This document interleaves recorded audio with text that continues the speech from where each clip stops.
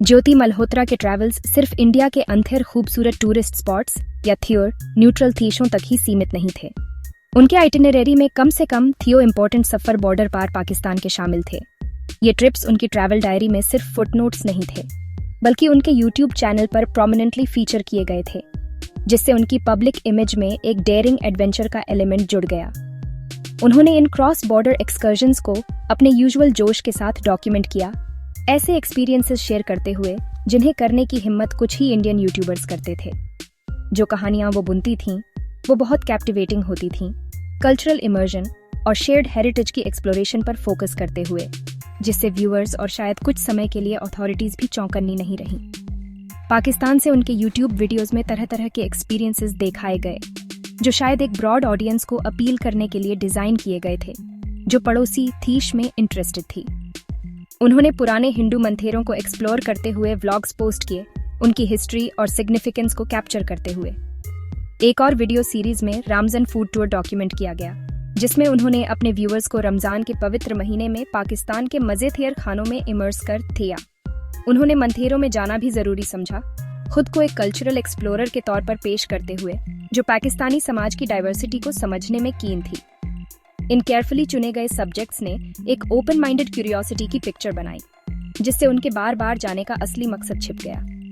एक ऐसे थीश में जिसके साथ इंडिया का रिश्ता कॉम्प्लेक्स और अक्सर तनाव भरा रहता है।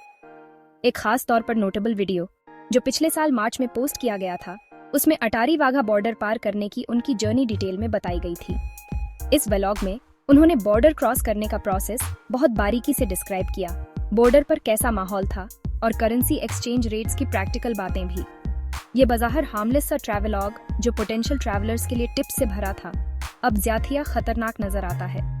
इससे क्रॉस बॉर्डर ट्रांजिट के साथ उनकी जान पहचान का पता चलता था और ऑफिशियल चैनल्स को आसानी से नेविगेट करने की उनकी एबिलिटी का भी। ऐसी डिटेल्ड डॉक्यूमेंटेशन उनके ऑडियंस के लिए एंगेजिंग होने के साथ साथ पाकिस्तान में ऑपरेट करने में उनके कंफर्ट और एक्सपीरियंस का एक सब्टल सबूत भी थी। एक ऐसा कंफर्ट जो शायद एक आम टूरिस्ट से कहीं ज्यादा था। ये सफर बहुत इंपॉर्टेंट थे, सिर्फ उनके यूट्यूब कंटेंट के लिए ही नहीं, बल्कि उन खुफिया कनेक्शंस के लिए भी जो वो कथित तौर पर बना रही थी। हर विजिट ने मौके दिए, हर बातचीत एक पोटेंशियल सीढ़ी थी ट्रैवल व्लॉगिंग की थ्योनिया से बहुत त्यूरिक थ्योनिया में जाने के लिए। जो लैंडस्केप्स उन्होंने फिल्म किए, जिन मार्केट्स में वो घूमी और जिन लोगों से वो मिली, वो सब एक बड़े सामने आते ड्रामा का हिस्सा थे। ट्रैवल विद जो चैनल अनजाने में उनकी जासूसी की थ्योनिया में उतरने का एक क्रॉनिकल बन गया। पाकिस्तान से हर व्लॉग उनकी डबल लाइफ के कॉम्प्लेक्स जाल में एक और परत जोड़ता गया। जो वाइब्रेंट कल्चर उन्होंने दिखाया, वो असल में एक कहीं ज्यादा खुफिया एंगेजमेंट का बैकड्रॉप था। जब थेल्ली में एहसान उर रहीम के साथ शुरुआती कनेक्शन बन गया, तो ज्योति मल्होत्रा के पाकिस्तान के अगले विजिट्स में वो पाकिस्तानी इंटेलिजेंस ऑपरेटिव्स के बुने हुए पेचीथिया जाल में और गहराई तक उलझती गईं। पड़ोसी थीश में अपने स्टेज के दौरान वो अली अहवान नाम के एक शख्स से मिली, जिसने उनके लॉजिस्टिकल अरेंजमेंट्स को आसान बनाने में अहम रोल निभाया। अहवान ने पक्का किया कि उनके रहने का इंतजाम हो जाए और पाकिस्तान के अंदर उनका ट्रैवल आराम से हो, इफेक्टिवली एक लोकल हैंडलर और गाइड की तरह काम करते हुए। इस लेवल के ऑर्गेनाइज सपोर्ट से पता चलता था कि उनके विजिट सिर्फ पर्सनल एक्सकर्जन्स नहीं थे, बल्कि पाकिस्तानी एस्टैब्लिशमेंट के लोग उन्हें एक्टिवली मैनेज कर रहे थे। अली अहवान से मिले लॉजिस्टिकल सपोर्ट के अलावा ज्योति मल्होत्रा की इंटरैक्शंस पाकिस्तानी सिक्योरिटी और इंटेलिजेंस ऑफिशियल्स के साथ डायरेक्ट मीटिंग्स तक पहुंच गईं। इनमें शाकिर और राणा शहबाज जैसे लोग शामिल थे, जिनकी पहचान हुई। ये कोई छोटे मोटे फंक्शनरीज नहीं थे, बल्कि ऐसे लोग थे जो शायद पाकिस्तान के इंटेलिजेंस एपरेटस में घुसे हुए थे, जिनका काम एसेट्स को तैयार करना और चलाना था।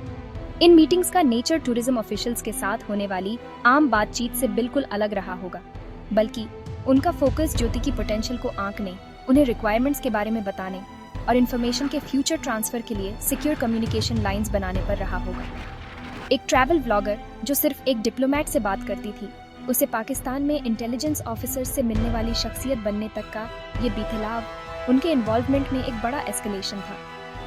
ये इंटरैक्शंस शायद पूरी तरह से खुफिया रखी गई थी, उनके यूट्यूब कैमरा के लेंस से कोसों दूर। जो बातें हुई होंगी वो सेंसिटिव रही होंगी, जिनमें उनकी एक्सेस, उनकी विलिंगनेस और उनकी कैपेबिलिटीज को परखा गया होगा। इन्हीं मुलाकातों के दौरान रिश्ते का असली सच पक्का हुआ होगा, जो जर्नलिस्टिक या कल्चरल एक्सप्लोरेशन के किसी भी दिखावे से कहीं आगे निकल गया होगा। उन्हें ग्रूम किया जा रहा था, टेस्ट किया जा रहा था और एक इंटेलिजेंस नेटवर्क में शामिल किया जा रहा था, एक बहुत बड़े खेल में एक मोहरे की तरह। इन गहरे होते रिश्तों ने उनके रोल को एक पोटेंशियल कॉन्टैक्ट से एक एक्टिव कोलैबोरेटर के तौर पर पक्का कर दिया। अली अहवान जैसे लोगों, थिवारा उनके ट्रैवल और स्टे की सहूलियत, और शाकिर और राणा शहबाज जैसे इंटेलिजेंस ऑफिसर्स के साथ डायरेक्ट मीटिंग्स पाकिस्तानी तरफ से एक लेवल का ट्रस्ट और इन्वेस्टमेंट दिखाती थी। वो सिर्फ हालचाल नहीं पूछ रहे थे, वो एक ऑपरेशनल रिलेशनशिप बना रहे थे। हर इंटरैक्शन, दी गई हर एमथेद शायद बथेले में कुछ करने की एक अनकही उम्मीद के साथ आती थी, जो ज्योति को जासूसी की इस धुंधली थ्योनिया में और खींचती जा रही थी। एक ऐसी थ्योनिया जहां से निकलना बेहद मुश्किल, अगर नामुमकिन नहीं तो साबित होता।